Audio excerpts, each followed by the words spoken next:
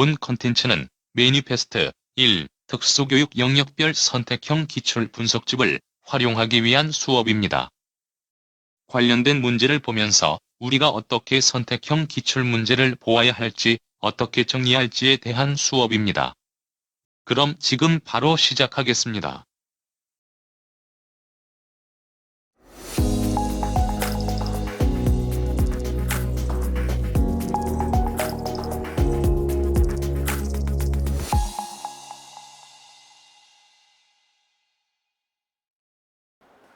자, 오늘 볼 내용은 10번째 챕터인 지적장애아 교육입니다. 이 지적장애아 교육 같은 경우에는 지금도 관련 내용이 계속 나오고 있습니다. 뭐 그 이유는 제가 수업 때 누누이 말씀드린 것처럼 얘네들 같은 경우는 바뀐 내용이 거의 없어요.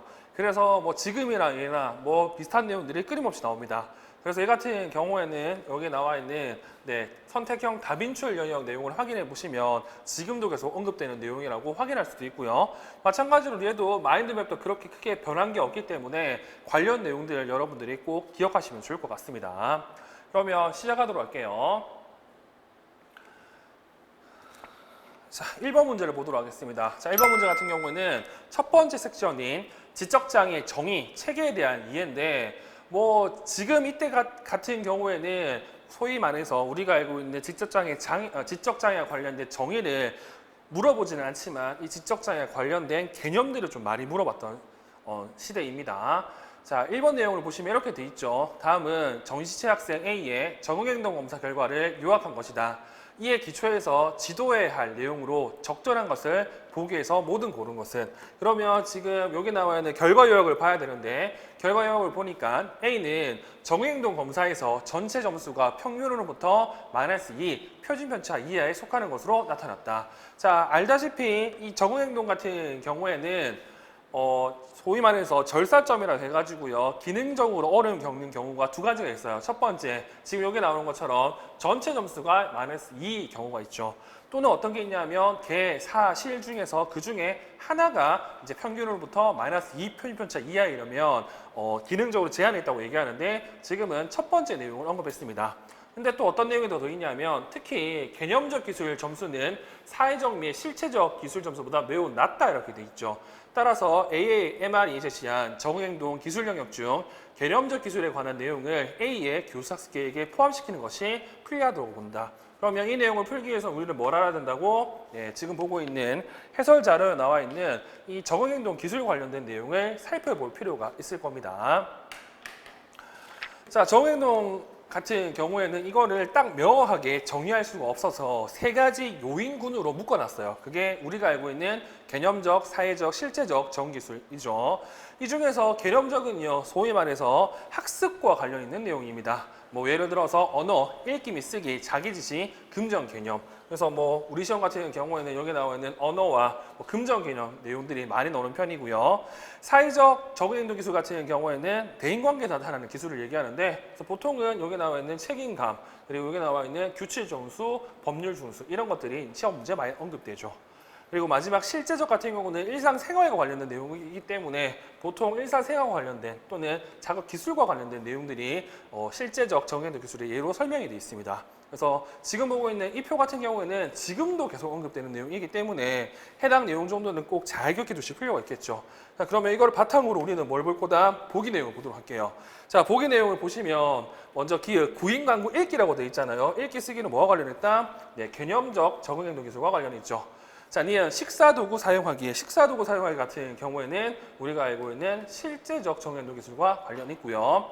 디귿, 과제를 선택하고 해결하기. 자, 이 같은 경우에도 어디에 해당한다고? 개념적 적응행동 기술에 해당합니다. 선택하고 해결하는 게 전부 다 이제 개념적에 해당하는 거죠.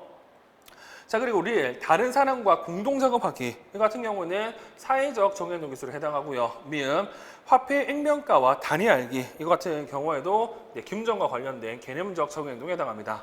비읍, 학급의 급훈 및 규칙 지키기가 관련이 있는데 얘는 사회적 적응행동과 관련이 있고요. 그러면 지금 개념적 기술과 관련된 내용을 찾아야 되기 때문에 기읍과 디귿과 그리고 미음이 정답이 되고 따라서 정답은 3번이 된다는 걸 확인할 수가 있습니다. 근데 이런 형태로 지금 기출문제가 꽤 종종 시험 문제 나왔기 때문에 여러분들은 계산식과 관련된 구체적 예들을 선택형 기출문제를 통해서 확인할 필요가 있습니다. 자, 그리고 2번 문제를 보도록 할게요. 자, 2번 같은 경우는 내용이 좀 어렵습니다. 그러니까 맞냐 틀리냐는 솔직히 잘 찾을 수 있는데 왜 틀리는지 물어보면 찾기가 어려워요. 자, 2번 10년 11차 미국 지적장애 및 발달장애 학회가 발표한 지적장애 정의 및 지원책에 대한 설명으로 옳은 것 이렇게 돼 있죠. 자, 정답을 찾아야 되는데 자, 1. 정시체에서 지적장애 용어로 변경되었다. 네, 11차에서 변경이 됐습니다. 그리고 정시체라는 용어는 장애를 한 개인이 지닌 결함의 의미를 본다면 지적장애라는 용어는 장애를 한 개인이 지닌 개인 내차에 초점을 둔 능력의 불이치로 본다는 의미다. 자, 일단 이거 같은 경우는 이 콤마 아까지는 맞는 내용이고요. 뒤에 있는 내용이 틀린 내용이 됩니다. 왜 틀렸냐면 지적장애 같은 경우는 개인의 내적 문제보다는 개인과 환경의 상호작용의 불일치를 얘기하는 겁니다. 그래서 지금 능력의 불일치였기 때문에 1번은 틀린 내용이 되고요. 2번 10차 정의와 동일하게 지능지수의 절살점은 평균으로부터 2표준편차 이하이고 75 이상도 포함하도록 해서 지원 대상의 범위를 넓혔다 이렇게 돼 있죠. 이 같은 경우도 어떻게 본다고 하면 이게 맞을 수도 있지만 일단 기본적으로는 마이너스 2 표준편차 이하이고요. 그리고 알다시피 마이너스 2 같은 경우에는 70 정도 된다고 하죠. 그렇기 때문에 지금 이 부분도 틀렸고 이 부분도 틀렸기 때문에 2는 틀린 내용이 됩니다. 3. 인간 기능성에 대한 개념적 틀은 기능성, 장애 및 건강, 국제, 분류, RCF 모델과 차원을 달리하는데 알다시피 같은 차원을 씁니다. 자, 개인에 대한 적절한 지원은 유동적인 것으로 삶의 상황이나 단계에 따라 변화가는 것으로 본다. 네, 뒤에는 맞는 내용이고요. 그래서 3번 또한 틀린 내용이 됩니다. 그리고 4. 지원 모델은 개인의 지원력에 대한 일상적이고 보편적인 지원을 하게 함으로써 개인의 안녕과 삶의 만족감이 상당히 향상될 것으로 본다. 자, 뒤에 나와 있는 이 내용은 맞는 내용이에요. 알다시피 이게 우리가 알고 있는 개인적 성과와 관련해 있기 때문에. 근데 앞에 있는 내용 같은 경우는 일상적이고 보편적 지원 아니죠. 지원 모델에서는 다 어떻게 한다고? 개별화된 지원을 한다고 언급하고 있습니다. 그래서 지금 4번 또한 틀린 내용이고 5번 지원 유형에는 주어진 환경 내에서 자연스럽게 제공되는 일정 물적 지원과 개인의 필요와 요구에 따라 지원되는 서비스 중심의 지원이 있다. 우리가 알고 있는 자연적 지원과 서비스 중심의 지원이 있다는 걸 언급하고 있는 내용이죠. 그래서 5번 내용이 맞는 내용이고요. 지금 이 내용들 같은 경우는 여러분들이 정확하게 왜 틀린지 아실 필요가 있습니다. 왜냐? 이런 것들이 지금도 시험 문제에 언급되기 때문에 그렇죠. 자, 그러면 다음 문제 보도록 할게요. 자, 다음 문제 같은 경우는 3번 문제고요. 이 3번 문제 같은 경우는 특히 지금은 이게 하나도 의미가 없습니다. 그 이유는 11차 정의가 되면서 지금 보고 있는 여기 나와 있는 소위 말해서 지원 유형, 간제 확정 같은 경우에는 네, 사용하지 않거든요. 자, 그럼에도 불구하고 한 번 정도 보고 넘어가도록 할게요. 이 내용 같은 경우에도 어디 나온다?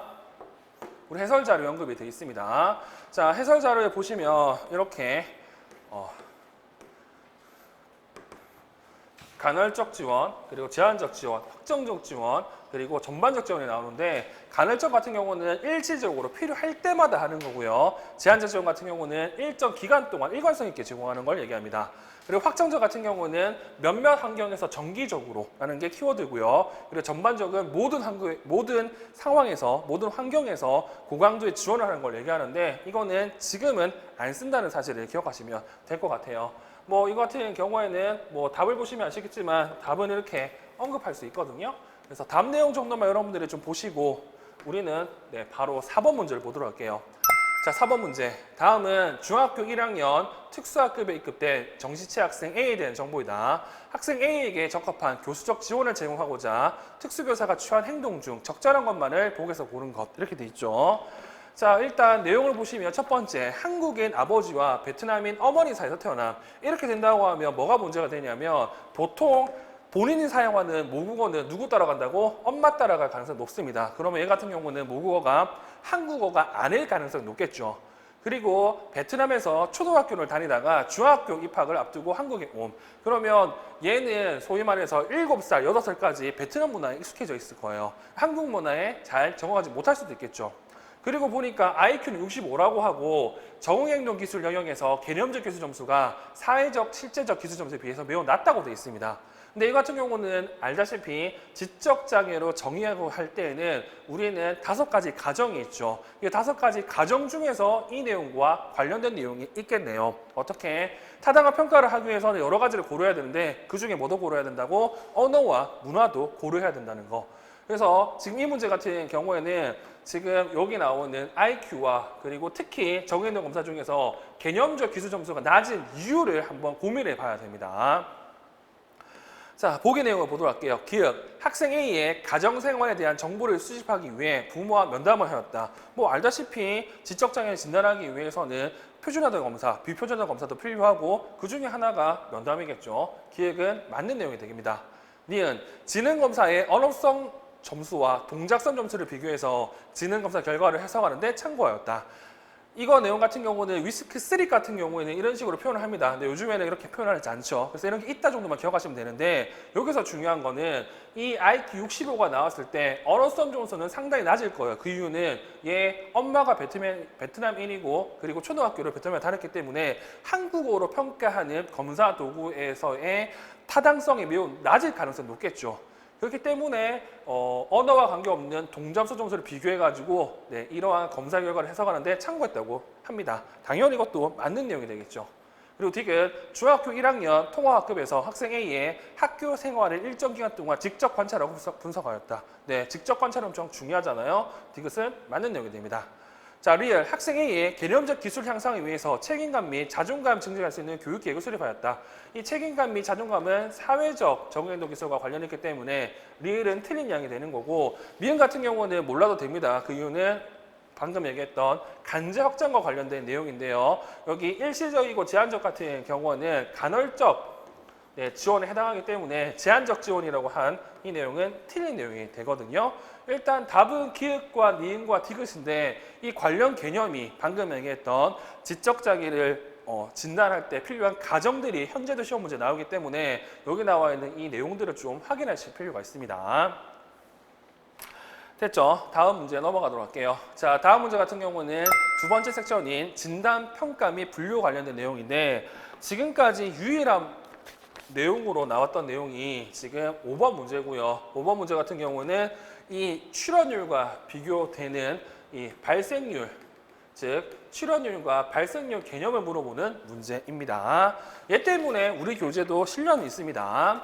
자, 기억, 출현율과 동일한 의미로서 발생률이라는 용어가 있다. 알다시피 동일한 용어가 아니죠. 따로따로 씁니다. 니은, 전체 인구 중 장애라는 특정 조건을 가진 장애의 수를 말한다. 알다시피 출현율은요, 출현율은 우리가 안 거대로 어떻게 한다고?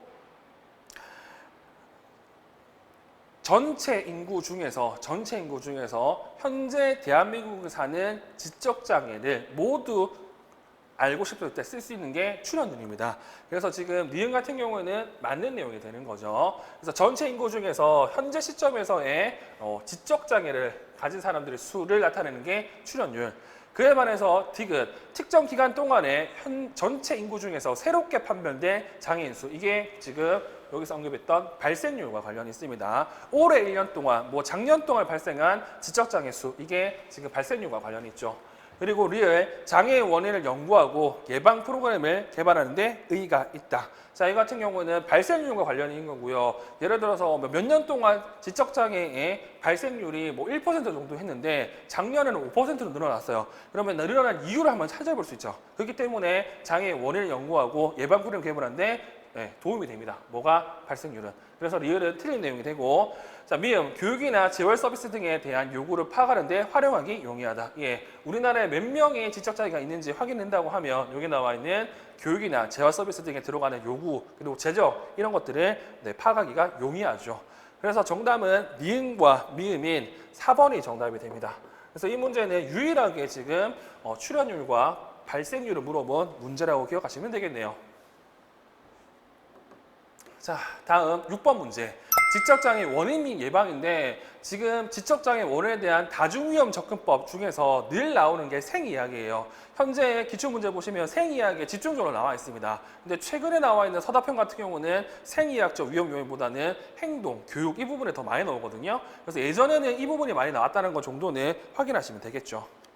자, 기억, 페니켈튼 요증 PKU는 출생 후 조기 선별이 어려우나 진단을 받은 후에는 식이요법을 통해 치료가 가능하다. 알다시피 PKU 같은 경우에는 2차 예방에 그 예후가 나와 있잖아요. 그래서 얘 같은 경우는 일주일 안에 조기 선별이 가능합니다. 피검사만 하면 돼요.